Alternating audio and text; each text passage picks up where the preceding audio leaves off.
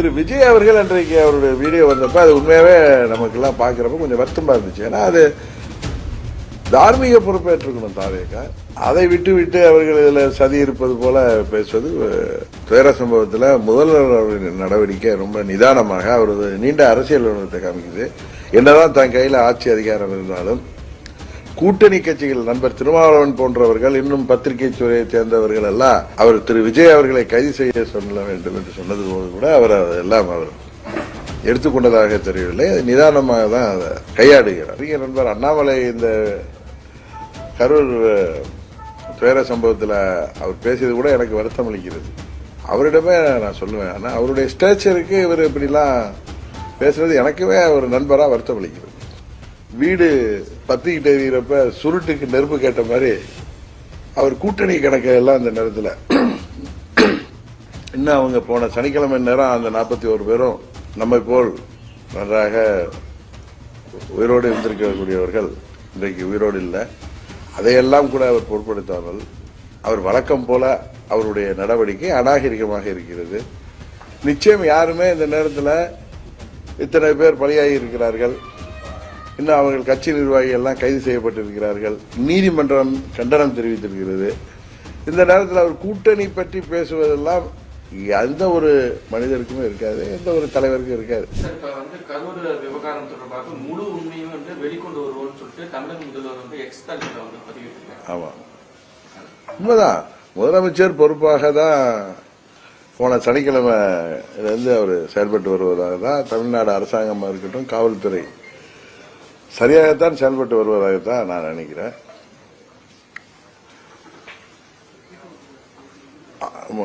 முதலமைச்சருக்கு ஒன்றும் யாரையும் கைது செய்துவிட வேண்டும் என்கிற நோக்கம் இருப்பதாக டே ஒன்ல இருந்து தெரியுது. அன்னைக்குமே நீங்க ஊடகத்தை சேர்ந்த நண்பர்கள்லாம் கேட்டப்போ கூட நாங்க அந்த ஆணையத்தோடைய அறிக்கை வந்த பிறகுதான் நாங்க மற்ற இதெல்லாம் முடிவெடுப்போம்னு சொல்லியிருக்காங்க. 41 உயிர்கள் அநியாயமாக உயிர் திறந்திருக்கிற நேரத்தில் எஃப்ஐஆர் போட வேண்டிய அவசியம் இருக்கு. அதுல கைதுகள் செய்ய வேண்டிய அவசியமும் அரசாங்கத்துக்கு இருக்கு. இது ஏதோ நான் அரசாங்கத்துக்கு ஆதரவா பேசுறேன்னு இல்லை, நடக்கிறதா நான் உங்களுக்கு தெரியும். நியூட்ரலா நம்ம பாக்குறப்ப, ஒரு குடிமகனா பாக்குறப்ப எல்லாம் சரியா தான் நடக்குது. இதுல தாவேக்கா ஒன்னும் திட்டமிட்டு இது செய்யல. இது ஒரு விபத்து தான். அவர்கள் கூட்டம் ஏற்பாடு பண்ணியிருக்கிறார்கள். ஆர்வத்தில் அந்த நிர்வாகிகள் அவர்கள் தலைவர் வரும் பொழுது நிறைய கூட்டத்தை காட்ட வேண்டும் என்றெல்லாம் அவர்கள் ஏற்பாடு செய்திருக்கிறார்கள். இதனால அனுபவம் குறைவுனால அவங்களுக்கு அவ்வளவு தொண்டர்கள் வந்திருக்கின்ற இடத்துல அவர்களுக்கு உரிய அடிப்படை வசதிகளை, இப்ப நம்ம எல்லாம் கூட்டம் போட்டோம்னா ஆர்ப்பாட்டம் அறிவிச்சா வெயில் நேரமாக இருந்தா கூட அவர்களுக்கெல்லாம் குடிக்க தண்ணீர், பிஸ்கட் எல்லாம் கொடுப்போம், எல்லா கட்சிகளும் செய்வாங்க. அவர்களுக்கு தெரியாமல் இருந்திருக்கலாம், அது கூட அவங்க வேணுக்குன்னு செய்யல நம்ம சொல்லல. அதற்கு திரு விஜய் அவர்கள் அதுல அந்த விபத்தை பார்த்தது மிகவும் மனது உடைந்து போயிருப்பார். இது எல்லோருக்கும் உள்ளதுதான். அது அவங்க முதல்வர் அவர்கள் சொன்னது போல எந்த தலைவருமே அவங்க கட்சி தொண்டர்களோ நிர்வாகிகளோ இறப்பதை யாருமே ஏற்றுக்கொள்ள மாட்டார்கள், விரும்ப மாட்டார்கள் என்று அவர் யதார்த்தமாகவும் சொல்லியிருக்கார். ஆனா நான் நினைக்கிறேன் திரு விஜய் அவர்கள் இதுக்கு தார்மீக பொறுப்பேற்றிருந்தார். நேற்று நீதிமன்றம் கூட அவர் மீது அவ்வளவு கண்டனங்கள் தெரிவிச்சிருக்காரு. தார்மீக பொறுப்பேற்றிருந்தா ஒருவேளை அது பழி நம்ம மீது வந்து விடுமோன்னு அவருடைய ஆலோசகர்களோ இல்ல வழக்கறிஞர்களோ சொன்னதுனால அவர் அப்படி பேசியிருப்பாரோ அப்படின்ட்டு நான் நினைக்கிறேன். இது யாரையும் நான் சப்போர்ட் பண்ணி சொல்லல. அதுல தார்மீக பொறுப்பு தாவேக்காவுக்கு தான் இருக்கு. அவர்கள் ஒன்னும் திட்டமிட்டு எந்த முயற்சியும் செய்யவில்லை என்றாலும் தார்மீக பொறுப்பை தாவேக்கா ஏற்றிருந்தால், அதன் தலைவர் ஏற்றிருந்தால், இவ்வளவு தூரம் நீதிமன்றத்தில் போய் உயர்மன்ற நீதி அரசர் கூட இவ்வளவு வருத்தம் தெரிவித்திருக்கின்ற அளவுக்கு, கண்டனம் தெரிவித்திருக்கிற அளவுக்கு சென்றிருக்காது. இதனால நடந்தது எல்லாம் நடந்துட்டு.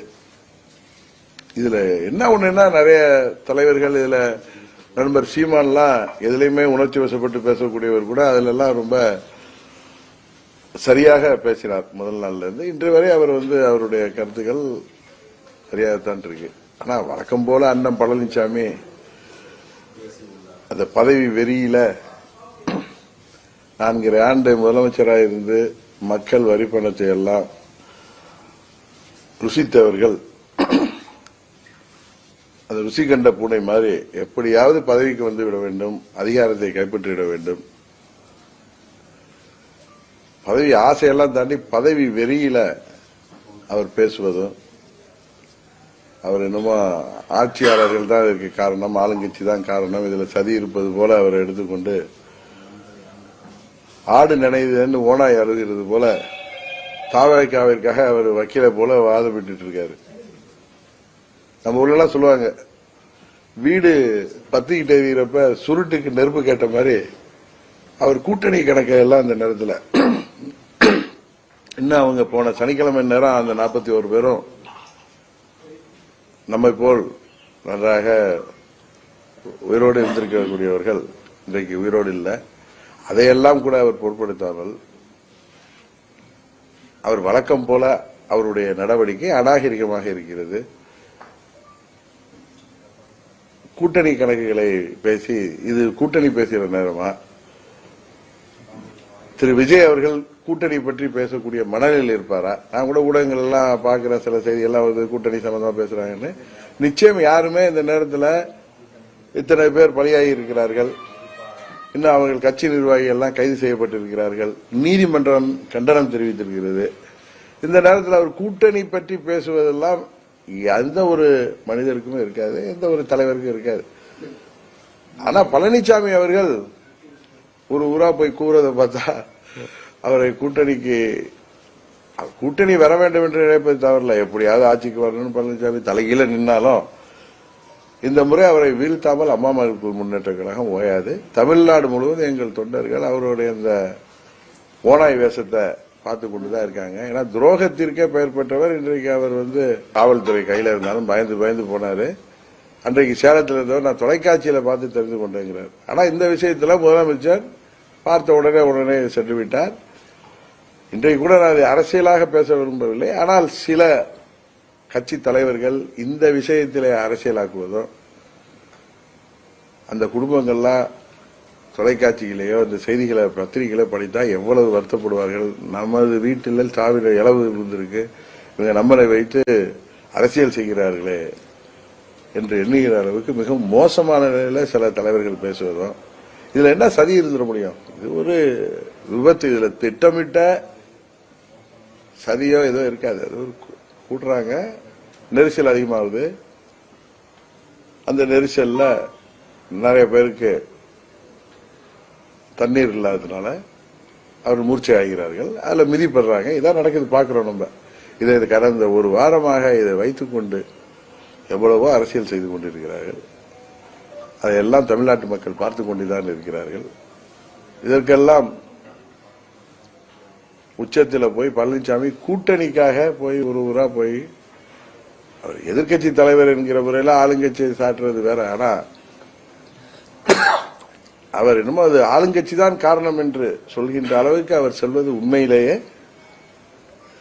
ஒரு தரம் தாழ்ந்த அரசியலாகத்தான் தெரிகிறது. இந்த குழு அமைச்சிருக்காங்க. அதாவது மணிப்பூர் கலவரத்துக்குலாம் ஒரு குழு அனுப்பாம இந்த 41 பேர் இறந்தவன உடனடியே நிர்மலா சீதாராமன் இந்த நடிகை ஹேமா மாலினி எல்லாம் அனுப்பி ஒரு குழு ஒன்று அனுப்பி இல்ல நிதி அமைச்சரும் அவரு மாண்புமிகு நிதி அமைச்சர் அவர்களும் மாண்புமிகு தமிழ்நாட்டை சேர்ந்த மத்திய இணையமைச்சர் முருகன் அவர்களும் வந்தது பிரதமர் அனுப்பிதான் வந்தாங்க. அவர்கள் வந்து விட்டு ஒன்றும் அவர்கள் அதுல எனக்கு தெரிந்தவரை அவர்கள் வந்து ஒன்றும் எந்த ஒரு மற்றவர்கள் போல் இல்லாமல் அவர்கள் சரியாகத்தான் பேசிவிட்டு சென்றார்கள். பாரதிய ஜனதா கட்சி சார்பாக ஒரு குழு வந்ததுதான் உண்மையிலேயே பழனிசாமிக்கு இணையாக பாஜகவும் அரசியல் செய்வது உண்மையிலேயே வருத்தம் அளிக்கிறது. தூத்துக்குடி சம்பவத்தப்ப இந்த மாதிரி எந்த குழுவும் அல்ல, கரெக்டா? தூத்துக்குடி சம்பவத்தப்ப எந்த குழுவுமே அல்ல. அங்க 13 பேர் உயிர்களை ஸ்டெர்லைட் ஆலை வேண்டாம் என்று அவர்கள் போராடியது போது எவ்வளவு பெரிய கலவரங்கள் ஏற்படுத்தி அங்க அவங்க 13 பேர் உயிர்களை காக்கை குருவி சுட்டு மாதிரி சுட்டு போட்டப்ப ஒன்னும் இந்த குழுவெல்லாம் இல்ல. ஆனா அந்த குழுவில் வந்தவர்கள் பேசியது பழனிசாமிக்கு இடையாக இருந்தது. இதெல்லாம் மக்கள் பார்த்து கொண்டுதான் இருக்காங்க. அதில் வந்தவர்களே கும்பமேளா மரணங்கள் போது என்ன கருத்து சொன்னார்கள் என்பது எல்லோருக்கும் தெரியும், எல்லா மக்களுக்கும் தெரியும். இப்போ ஒன்றும் ஊடகங்கள் பத்திரிகைகள் மூலம் எல்லா செய்திகளும் உலகத்தில் எங்க எது நடந்தாலும் உடனே பட்டி தொட்டியெல்லாம் சென்றடையுது. அதனால தயவு செய்து இந்த கொடிய துயரத்தை மரணத்தை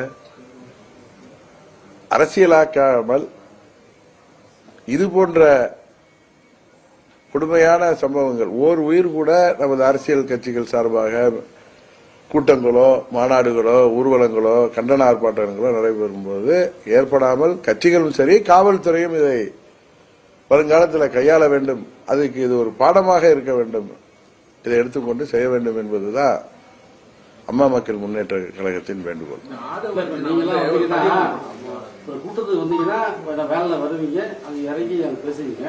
இவர் அந்த விமான நிலையத்திலேருந்து அப்படியே ரோடு ஷோ நடத்தி அது முன்னாடி ஒரு 500 பேர் 1000 பேர்த்து அப்படியே ஆட விட்டு வெயில்ல இவர் ஏசியில வண்டியில் உட்காந்துட்டு அப்படியே சொகுசா வர்றாரு. அது அது எந்த ஒரு நியாயம்? எல்லார் வேன்கள்லயும் ஏசி தான் இருக்கு. இல்ல உண்மையை சொல்லல, இப்ப நான் போற வேன்ல ஏசி தான் இருக்கு.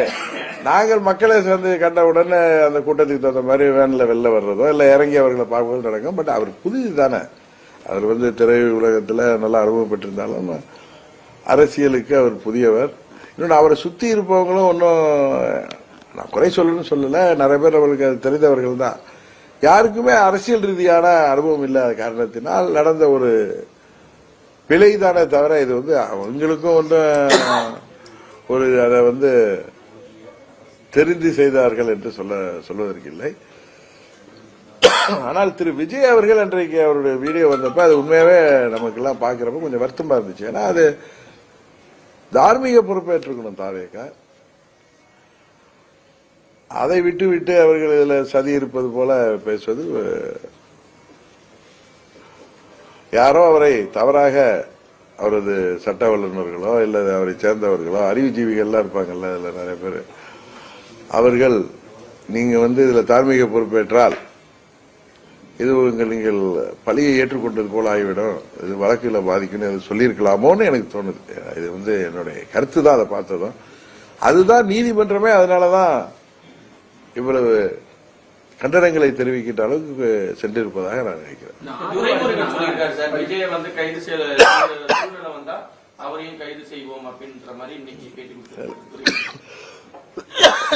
தேவை ஏற்பட்டாலும் தான் சொல்லியிருக்காரு. ஆனா அது கூட ஹைகோர்ட் நிறைய கேள்விகள் கேட்டப்ப சொல்லியிருக்காரு. இன்னும் சொல்ல போனா இந்த கரூர் துயர சம்பவத்தில் முதல்வர் அவரின் நடவடிக்கை ரொம்ப நிதானமாக அவரது நீண்ட அரசியல் அனுபவத்தை காமிக்குது. என்னதான் தன் கையில் ஆட்சி அதிகாரம் இருந்தாலும் கூட்டணி கட்சிகள் நண்பர் திருமாவளவன் போன்றவர்கள் இன்னும் பத்திரிகை துறையை சேர்ந்தவர்கள் எல்லாம் அவர் திரு விஜய் அவர்களை கைது செய்ய சொல்ல வேண்டும் என்று சொன்னது போது கூட அவர் அதெல்லாம் அவர் எடுத்துக்கொண்டதாக தெரியவில்லை. நிதானமாக தான் அதை கையாளுகிறார் தான் உண்மை. ஏன்னா இன்றைக்கு கூட அவருடைய அறிக்கையை நானும் பார்த்தேன். அதுலயுமே அவர் யாரையும் குற்றம் சொல்லணுங்கிறது இல்லை, வருங்காலத்தில் இது போன்ற ஒன்று நடக்காமல் பார்த்து கொள்ள வேண்டும் என்கிற ஒரு பொறுப்புணர்வு தான் அதுல தெரியுது. அதனால எனக்கு என்னமோ முதல்வர் அவர்களுக்கு திரு விஜய் அவர்களையோ மற்றவர்களையோ கைது செய்துதான் இதுல பழி தீர்க்கணுங்கிற எண்ணம் இருப்பது தெரியல. இப்படிலாம் திரு ஆனந்த் அவர்கள் அவர் அந்த பையன் பேர் என்ன இன்னொருத்தர் அவர் கூட பெயில் நிர்மல் குமார், ஈவன் ஆதவர்ஜினா அவர் ட்விட்டர் போட்டு அவர் எடுத்தது, இதெல்லாம் அவங்களுடைய பொறுப்பற்ற தன்மையை தான் காமிக்குது. திரு ஆதவர்ஜினா இருக்கட்டும், அவங்க கோர்ட்ல அவங்க வழக்கறிஞர்கள் வாதாடி விட்டு வெளியில் பேசியது எல்லாமே உண்மையிலேயே அதை பாக்குறப்ப நிச்சயம் எப்படி உயர் நீதிமன்றம் எல்லாம் ஏத்துக்கணும்னு தெரியல. ஏன்னா கொடிய மரணங்கள் நடந்திருக்கு, இதுல யாருமே பொறுப்பேற்க முடியாதுன்னா அவர்கள் மேல குற்றச்சாட்டுகளை இவங்க கொலை செய்தாலும் இல்ல, கவனக்குறைவால நடந்துச்சுன்னா எல்லாருமே சொல்றோம், எல்லாருக்கும் தெரியும். யாரோ ஒரு சிலர் தவறா பேசுறாங்களே தவிர இன்னொன்னு சதி பண்ணிருக்காங்க, அதுல சதிக்கே வேலை இல்லை. இது அப்படி சொன்னா விதியோட சதிதான். அதான் நண்பர் நெருங்கிய நண்பர் அண்ணாமலை இந்த கரூர் துயர சம்பவத்தில் அவர் பேசியது கூட எனக்கு வருத்தம் அளிக்கிறது. உறுதியாக அவரிடம் நான் சொல்லுவேன், நான் பேசல 2 மணி நேரம் எனக்கு கொஞ்சம் உடம்பு சரியில்லை, அதனால நான் கோல்டு சோர் த்ரோட்டு அது காஃப்லாம் இருந்ததுனால நான் அவர்கிட்ட பேச முடியல. அவரிடமே நான் சொல்லுவேன். ஆனால் அவருடைய ஸ்டேச்சருக்கு இவர் இப்படிலாம் பேசுறது எனக்குமே ஒரு நண்பராக வருத்தம் அளிக்கிறது. ஹெச்ராஜ் அவர்கள் வந்து இது வரைக்கும் ஜோசப் விஜய்னு சொல்லி மத அடையாளப்படுத்தி பேசிட்டு வந்தாங்க.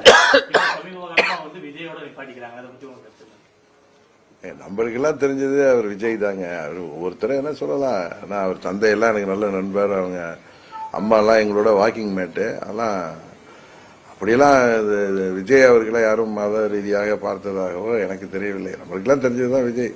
அவர் ஜோசப் விஜயா தான் இருந்தாதான் என்ன தவறு இருக்கு. அதனால நம்ம தமிழ்நாட்டில் மதம் ஜாதிக்கெல்லாம் அப்பாற்பட்டு தான் எல்லோரையும் பார்ப்பார்கள். புரட்சி தலைவர் எப்படி பார்க்கப்பட்டார் என்று தெரியும், புரட்சி தலைவர் மக்கள் எப்படி ஏற்றுக்கொண்டார்கள் என்று தெரியும், அம்மா அவர்களை எப்படி ஏற்றுக்கொண்டார்கள் என்பது தெரியும். அதுபோல திரைத்துறையில் உள்ள ரஜினிகாந்த் வேற மாநிலத்தை சேர்ந்தவர் தான் உச்சபட்ச நடிகராக இருந்தார். அதனால தமிழ்நாட்டு மக்கள் வந்து அவரை வாழ வைக்கின்ற மாநிலம். இங்கே ஜாதி மதத்தை எல்லாம் யாரும் பார்ப்பதில்லை.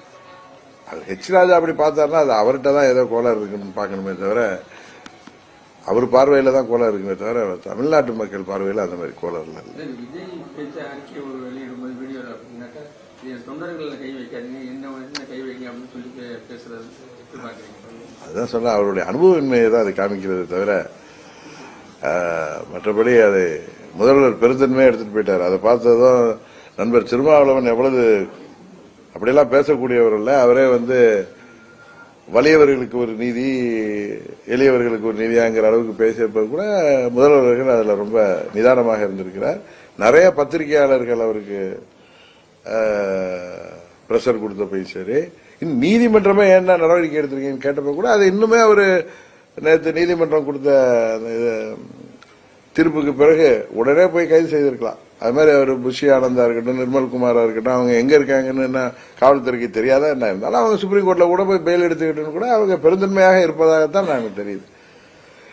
இது ஆட்சிக்கு ஆதரவா பேசல, நமது அரசாங்கம் நாம பிடிக்குதோ இல்லையோ தமிழ்நாட்டின் அரசாங்கம் இதில் சரியாக செயல்படுவதாக தான். இன்னொன்று காவல்துறை சரியாக செயல்படுவதாகவும் இன்னும் சில பேர் சொல்றாங்க. அண்ணன் பழனிசாமி சொல்லுது அவங்க மூத்த IAS அதிகாரி அவங்க திருமதி அமுதா அவர்கள்லாம் இதுல அவங்க எல்லாம் எவ்வளவு ரெப்யூட்டட் ஆபீசர்னு எல்லாருக்கும் தெரியும்.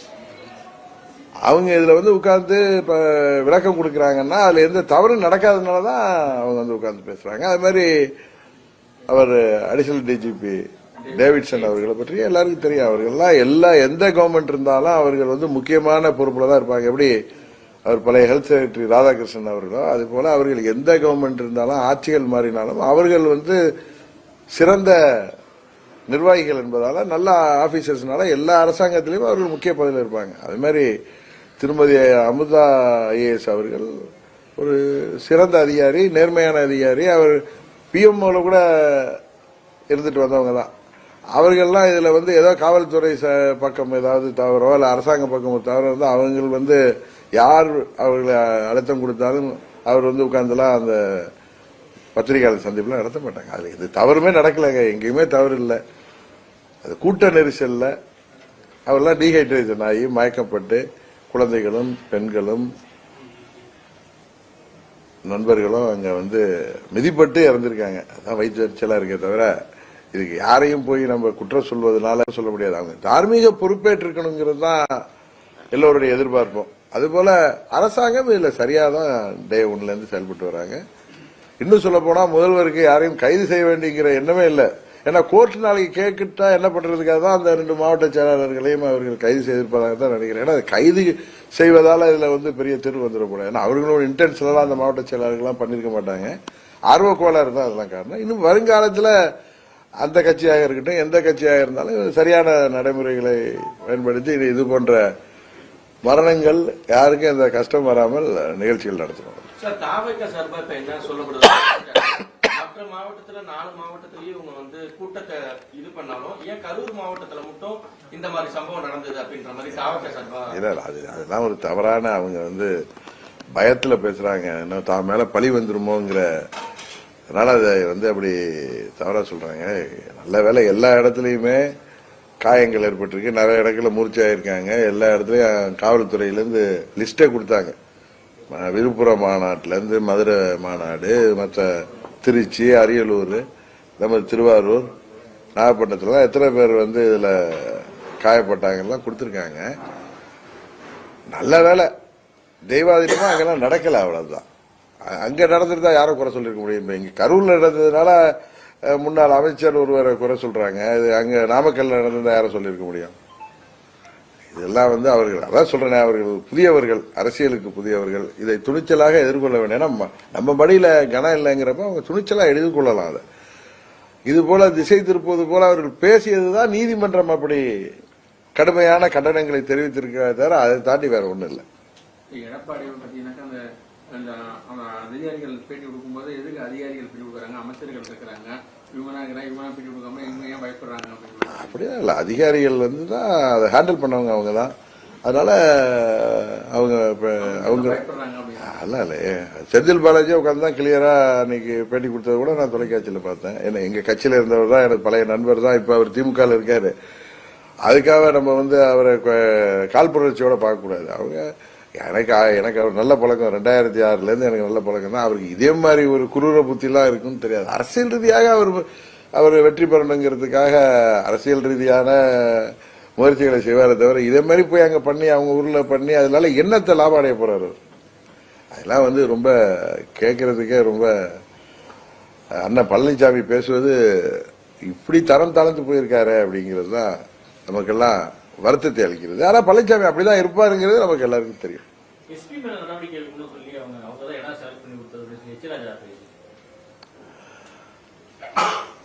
எல்லார் மேல நிறைவேற்றிருக்கோம். முதல்வர் மேல, துணை முதலமைச்சர் மேல, அத்தனை அமைச்சர்கள், அந்த additional DGP, IG law and order, இல்ல அங்க யாராரு சம்பந்தப்படுத்திருக்காங்க கான்ஸ்டபிள் வரைக்குமே அந்த 500 பேர் பாவம் காவலுக்கு இருந்தாங்களா அவங்க வரைக்குமே எடுத்துட்டா கூட ஹெச் ராஜாவுக்கு அதுல வந்து திருப்தி இருக்குமே. நல்ல படித்தவர், பெரிய மனிதர், நல்ல நண்பர் எனக்கு. அவர் ஏன் இப்படி பேசுறாரு?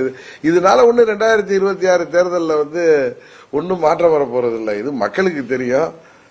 இதுல என்ன நடந்ததுன்னு தெரியும். இதுல எந்தவித சதியும் கிடையாது. தாவேகாவுக்கு எந்தவித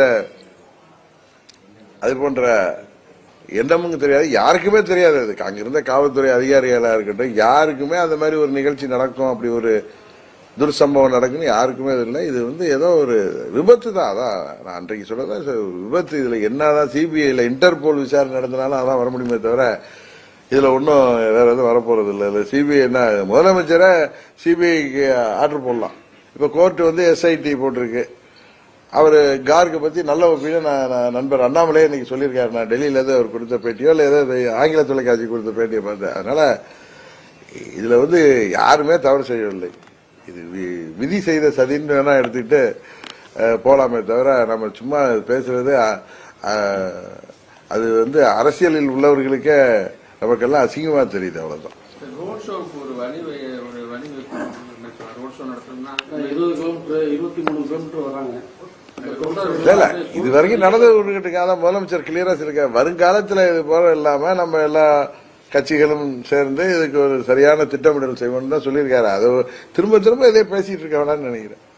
அதிமுக எடப்பாடி கூட்டணி சேர மாட்டேன்னு சொல்றீங்க. அந்த இடத்துக்கு வேற யார் வருவீங்க எதிர்பார்க்கணும்? நான் தான் அன்னைக்கே சொன்னா ஏற்கனவே சொல்லியிருக்கேன். எடப்பாடியை தவிர யார் ராமசாமியா இருந்தாலும் சரி, குப்புசாமியா இருந்தாலும் சரி, எனக்கு ஒன்றும் கிடையாது. எனக்கு அதிமுக மேல எந்த விரோதமும் கிடையாது.